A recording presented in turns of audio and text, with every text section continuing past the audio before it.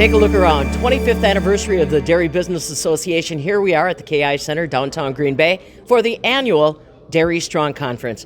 This didn't just happen overnight. No good, solid farm organization does. It takes a foundation of people committed to the industry. One of those, along with us, Shawn Pfaff, is a lobbyist that works a lot with many different groups in the state of Wisconsin, building camaraderie and connectedness on policy. And that's kind of how your journey with Dairy Business Association started. When did you first become aware of them, Shawn? So I was with Governor Doyle's office in 2003 when Doyle was first elected, and first Democrat at the time elected in a long time. And Secretary Nilsestoon, who is no stranger to your audience, was a legend in ag world. Doyle and his team really looked at what the landscape of dairy was in this state. We had just kind of lost our title as fluid milk production of California. My generation kind of left the farm. I grew up on a dairy farm northern La Crosse County. And Nilsestoon came in and Doyle was listening and said we need to expand dairy. And how are we going to take dairy to the next generation, modernize it to compete with the Californians? The New Mexicans were making a heck of a run at the time. And Dairy Business Association, working through some pioneers like Jerry Meisner, John Pagel, Lori Fisher, those old names that you know well and respect, reached out. And it was a bipartisan legislature, and John Gard, another longtime name. He was a farm boy from northeast Wisconsin.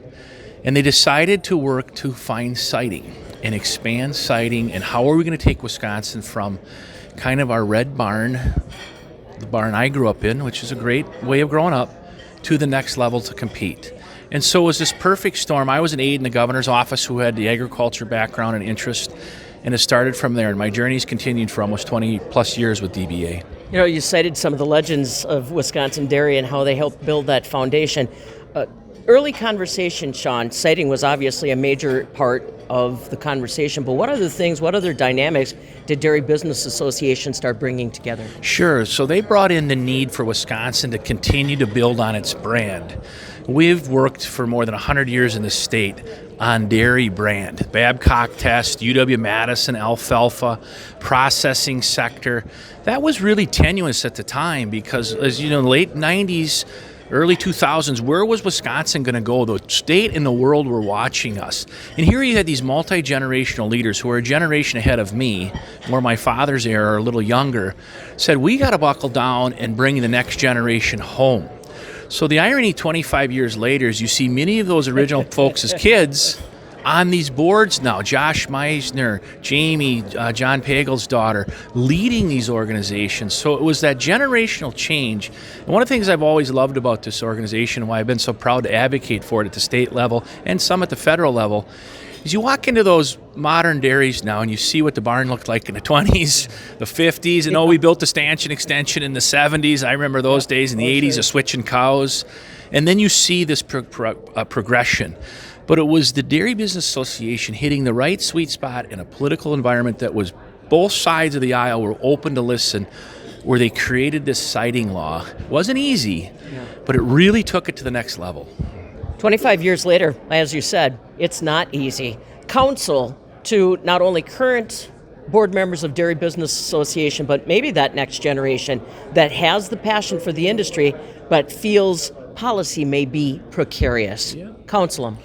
So what the goal is we've got to square the circle here. We got to build on what we have, our brand. Wisconsin and Upper Midwest dairy is second to none. Now, I know there's members from all over the country that are here today, great industry all over the world, but Wisconsin's brand was crucial.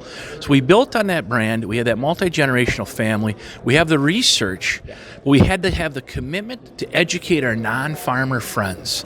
More and more Wisconsinites are less from the farm. I'm first generation off the farm, but you're starting to get policymakers that are second, third, fourth generation. And to really show what we're doing, we have to go back to who we are and what we do. Produce a fresh, nutritious, safe product that can make families prosperous in rural Wisconsin and make your kids healthy. And so that's the way we try to navigate DBA. And one of the things I love the most, back to these generational stories, is the third-party testimony of how they come into lawmakers and talk about the pride of who they are. And that really is hard to beat when you're in the Capitol lobbying on some tough issues. Yeah, very good point.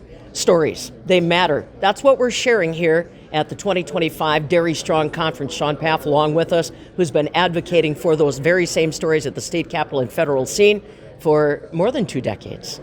At Dairy Strong 2025, celebrating the 25th anniversary of the Dairy Business Association, I'm Pam Yankee.